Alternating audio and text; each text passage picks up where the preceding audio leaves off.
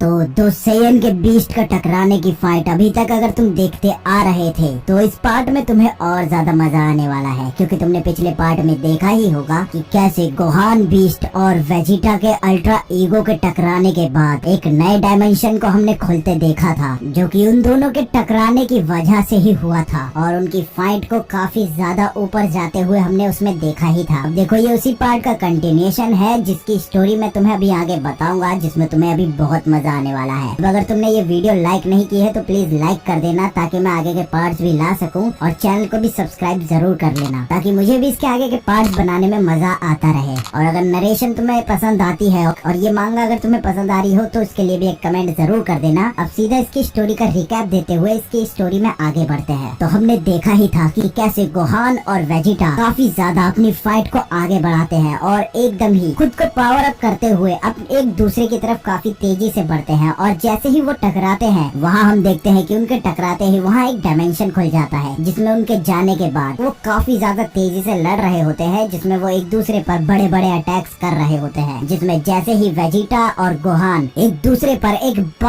Powerful attack करते हैं, जिसमें वेजिटा का अटैक होता है हक्काई फाइनल फ्लैश और गोहान का होता है बीस्ट मसेंको, जिसमें वो दोनों अपने अटैक्स को काफी तेजी से एक दूसरे की तरफ फेंकते हैं, जो कि उस डायमेंशन में काफी तेजी से एक दूसरे की तरफ बढ़ रहा होता है। और वो अटैक वहाँ काफी ज्यादा पावरफुल भी दिखाई दे रहा होता है, क्योंकि ये इन दोनों का शायद से सबसे बड़ा और नया अटैक होता है। जो भी अभी तक उन्होंने अटैक्स किए थे उनमें ये सबसे बड़े अटैक्स दिखाई दे रहे होते हैं। अब यहाँ इन दोनों के अटैक काफी तेजी से एक दूसरे से टकराते हैं और ये अटैक उसी डायमेंशन में काफी तेजी से फैलते हुए एक दूसरे से टकराते ही वहाँ पर काफी तेजी से रोशनी और एनर्जी को छोड़ते हैं, जिसकी वजह से वो डायमेंशन भी दोबारा टूटने लगता है जैसे कि वो कांच से बना हो, और उस डायमेंशन में भी कांच की तरह क्रैकेस आ जाते हैं। लेकिन ये दोनों अभी भी अपने अटैक में ध्यान दिए होते हैं और उस अटैक को और ज्यादा पावरफुल बनाते हुए एक दूसरे के अटैक में टकराने में लगे होते हैं और बिना रुके अपने हाथों से एनर्जी को लगाते हुए एक दूसरे की तरफ धकेल रहे होते हैं। और वो अपनी काफी जान लगाते हुए उन अटैक्स को एक दूसरे की तरफ फेंक रहे होते हैं, जहाँ उनके अटैक्स आपस में काफी तेजी से टकरा रहे होते हैं, जहाँ उसी बीच उसी डायमेंशन में कई सारे क्रैकेस काफी तेजी से पड़ने लगते हैं और वो डायमेंशन भी धीरे धीरे और टूटता हुआ चला जाता है। और आगे हम वही देखते हैं कि कहानी अब गोकू की तरफ जाती है, जहाँ गोकू अभी भी वही खड़ा होता है जहाँ इन दोनों की फाइट हो रही थी, और वो इन दोनों को ढूंढने में लगा होता है अपनी उस पावर सेंस करने की पावर से। लेकिन वो उन्हें ढूंढ नहीं पाता और कहता है कि मैं उनकी की को फील नहीं कर पा रहा हूँ, उनकी की बिल्कुल भी महसूस नहीं हो रही है, जैसे कि वो यहाँ हो ही ना। और इसी से मुझे याद आया कि ये बिल्कुल वैसा है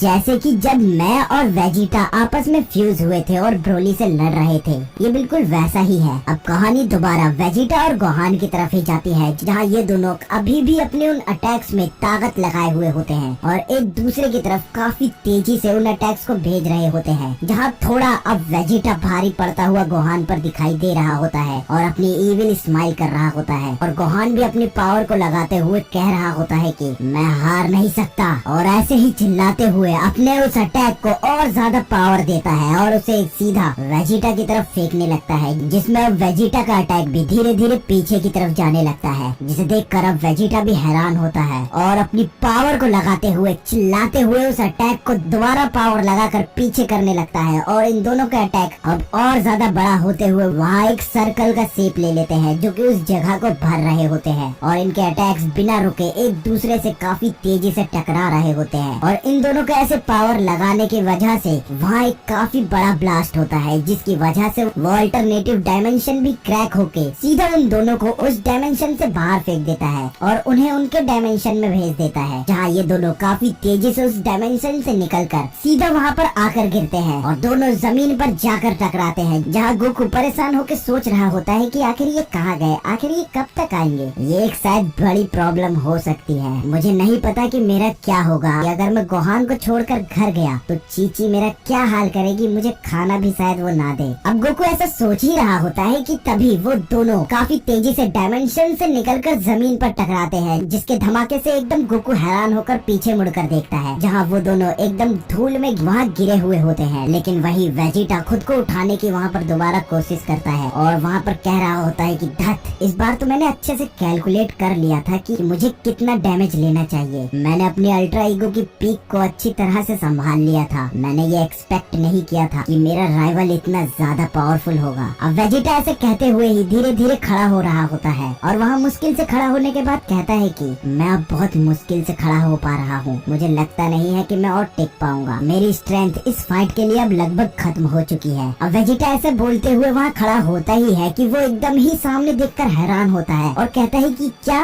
वही वो सामने देखता है गोहान को, जो कि वहाँ धूल में से निकलकर एकदम खड़ा होता है और दोबारा एक अटैक को वहाँ बना रहा होता है, जो कि कामेहामे जैसा ही दिखाई दे रहा होता है, जिसे देखकर वेजिटा एकदम हैरान होता है कि ये तो एकदम बेहोश हो गया था, ये आखिर अपनी बॉडी से रिएक्ट कैसे कर पा रहा है। वेजिटा फिर कहता है कि मैं अब कोई और अटैक बना ही नहीं सकता, मैं बिल्कुल अपनी एनर्जी को खत्म कर चुका हूँ। आखिर ये कैसे अपनी पावर को संभाले हुए है, ये कैसे आखिर अपनी की को संभाल कर एक और अटैक बना पा रहा है। अब वेजिटा ऐसे चिढ़ने के बाद चिल्लाकर कहता है कि चलो अब अटैक करो मुझ पर अपनी पूरी पावर से, जितनी भी तुम में बची है। अब गोहान अपनी बॉडी की पूरी पावर को निकालते हुए उस की में झोंक देता है और उस अटैक को सीधा वेजिटा की तरफ भेजता है, जो कि काफी तेजी से वेजिटा की तरफ जाती है और ये अटैक काफी ज्यादा बड़ा दिखाई दे रहा होता है, जिसे वेजिटा रोकने की कोशिश करता है अपने दोनों हाथों को आगे करके और उस अटैक को वहाँ पर खाने के लिए तैयार होता है। लेकिन हम वही देखते हैं कि गोकू अपनी जगह से काफी तेजी से हिलता है और सीधा वहाँ उस अटैक के सामने आ जाता है और अपने सुपर सैयन 3 वाले फॉर्म में होता है और मुस्कुराते हुए अपने हाथ को उस अटैक के सामने रखकर उस अटैक को अपने हाथ से ही रोक देता है, जिसे वो लगभग पूरी तरीके से खत्म सा कर देता है, जिसे देखकर वेजिटा एकदम हैरान होता है और चिढ़ा हुआ होता है, जिसकी वजह से वेजिटा अब गुस्से में आग बबूला हो चुका होता है और कहता है कि आखिर तुम यहाँ क्या कर रहे हो। फिर गोकू कहता है कि ये कुछ ज्यादा ही डेंजरस हो रहा था, ये ऐसा दिखाई दे रहा था कि तुम एक दूसरे को इस फाइट में खत्म करना चाहते हो, अगर तुम इस फाइट को दोबारा कंटिन्यू करते तो शायद ये अर्थ बहुत ज्यादा डेंजर में चला जाता तुम दोनों की वजह से। अब वहाँ गोकू अपने पावर को धीरे धीरे करते हुए नॉर्मल फॉर्म में आता है और मुड़कर वेजिटा को देखते हुए कहता है कि क्या तुम ठीक हो। अब जैसे ही गोकू वेजिटा को पीछे मुड़कर देखता ही है कि वेजिटा एक पावरफुल पंच गोकू के चेहरे पर दे मारता है, जिसे खाकर गोकू सीधा तेजी से जाकर चट्टान से टकराता है और वेजिटा वहाँ उसे पंच मारते हुए कहता है कि बेवकूफ, मैंने तुमसे पहले ही कहा था कि मेरी फाइट के बीच में बिल्कुल मत आना। अब देखो ये पार्ट 5 भी यही खत्म होता है और शायद से ये इस फैन मांगा का आखिरी पार्ट है, यानी इसकी ये एंडिंग स्टोरी थी। बाकी इसके कुछ और पेजेस अगर आते हैं तो मैं उसे जरूर कवर करूंगा। बाकी अगर ये तुम्हें पार्ट पसंद आया हो तो प्लीज वीडियो को लाइक कर देना, ताकि अगर आगे के पार्ट्स आते हैं तो मैं उसे भी ला सकूं, और चैनल को सब्सक्राइब कर लेना ताकि तुम आगे भी वीडियो देख सको। और तुम्हें ये पार्ट कैसा लगा कमेंट करके जरूर बताना। तो